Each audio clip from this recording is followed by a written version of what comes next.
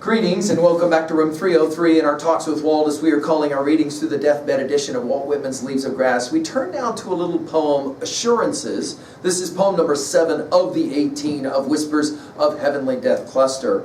This originally was called Faith Poem, and I think that's an apropos name for it.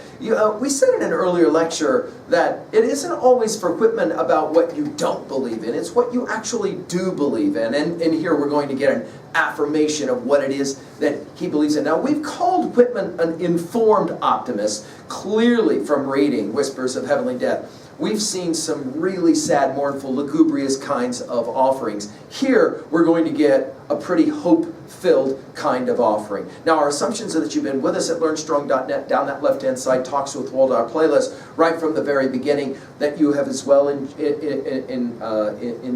with the intro to Whispers of Heavenly Death Cluster, comments that we've made, and then we just finished with Phantom. Now, our Nortons will tell us briefly that this poem first appeared in Leaves of Grass, 1856, as 16 lines entitled Faith Poem, as we said, and again without textual change in Leaves of Grass, 1860.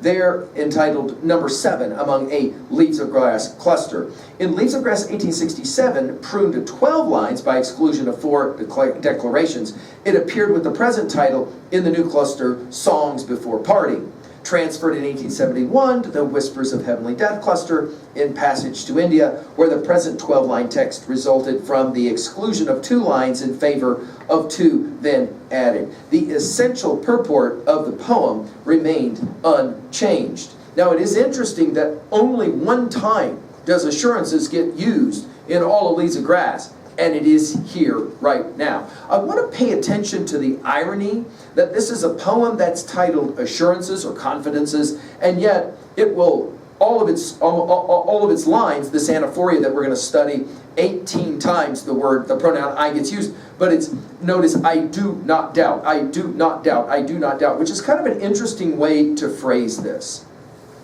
Now, the opening line will begin with, I need no assurances. Now, this I need no will echo to Song of Myself 40, I need not your Basque, right? So you'll maybe remember that construction. I need no assurances, he says. I am a man who is preoccupied of his own soul. Now, this I am construction of Exodus 3:14, I think we'll have to come back to that and the power of that idea. Notice this idea of preoccupied. Notice the spelling with the hyphen. Notice that this is that curiosity thing. And then, of course, this idea about the soul, you'll remember from, for example, Song of Myself 48, that he's enamored of the soul and the questions of the soul. However, he says, I have said that the soul is not more than the body and that the body is not more than the soul, and nothing, not God, is greater to one than oneself is. He says it now this way, I do not doubt that from under the feet and beside the hands and face, I am cognizant, only one time used in Leaves of Grass, and it's the 2 times used here, of our now looking faces I am not cognizant of, calm and actual faces. It's an interesting kind of syntax construction. Hear it again. I do not doubt that from under the feet and beside the hands and face I am cognizant of, are now looking faces I am not cognizant of, calm and actual faces. Now, of course, this thing about faces takes us back to Song of Myself 48. Why should I wish to see God better this day? I see something of God in my own face in the glass and in others' faces. Then he says it this way. I do not doubt but the majesty and beauty of the world, makes us think, of course, of Emerson and Thoreau. Majesty and beauty of the world are latent in any iota of the world. You'll remember the word latent into the O cause and iota, Song of Rolling Earth 4. But I want to take you back to, and I really feel like this poem has its parallel reading with Song of Myself 48, when he speaks about the idea that there is no object so soft, but it becomes a hub for the wheeled universe. Notice, you can go back and take a look at that. I do not doubt.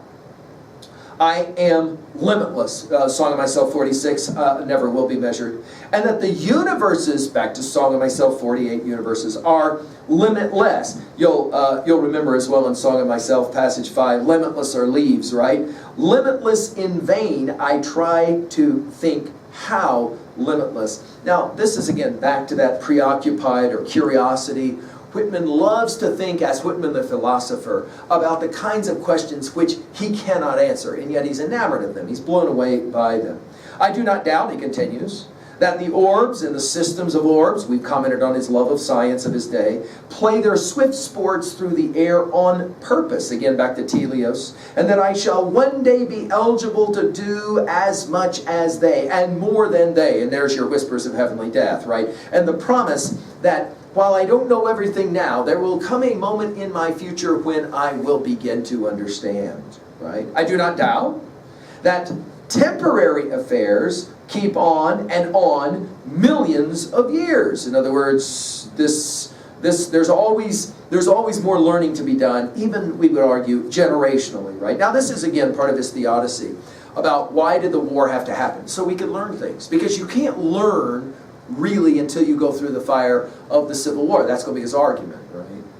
I do not doubt, notice, I do not doubt interiors have their interiors. Now we're to Ezekiel 10:10, the wheels within wheels project.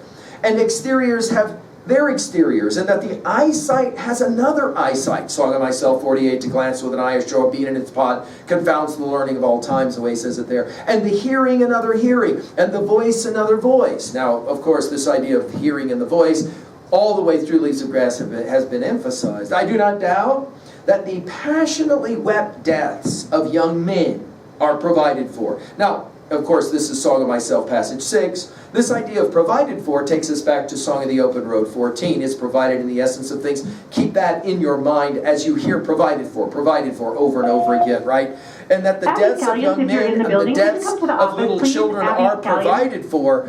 And then in parenthetics, did you think life was so well provided for, and death, the purport of all life, is not well provided for? You will remember this word purport in Eidolons. And I really think that this poem has a parallel reading with the inscriptions poem Eidolons. Go back and study the way that it works. In other words, if there is meaning in life, there has to be meaning in death. That's his point.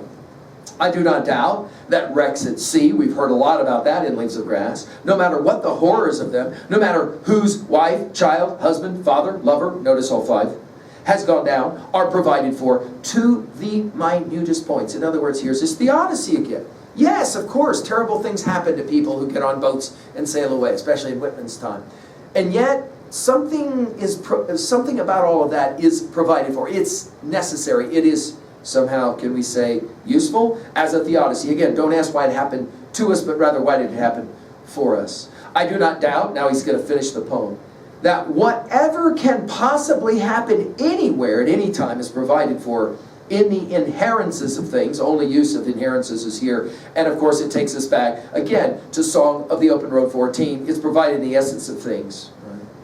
I do not think, notice it's not now, I do not doubt, I do not think life, notice capitalized, provides for all and for time and space. Song of Myself 46, I know I have the best of time and space. But I believe heavenly death, think of course whispers of heavenly death, right? Provides for all. Notice heavenly death both capitalized. The last word of this poem is inclusive.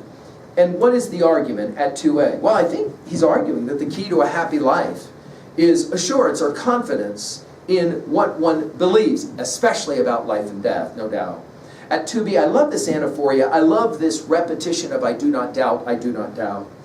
At 3a, we've mentioned Ezekiel 10:10 and the wheels within wheels. Of course, there is another biblical passage that Whitman's readers would have immediately gone to. That's the Romans 8:28, all things work together for good.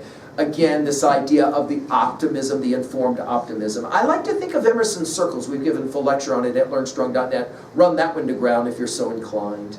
Finally, at 3b, do you share Whitman's faith here, his optimism, his confidence, his assurances? And to what degree is reading Leaves of Grass helping you, maybe, to get there? I hope that that's the case. Thank you.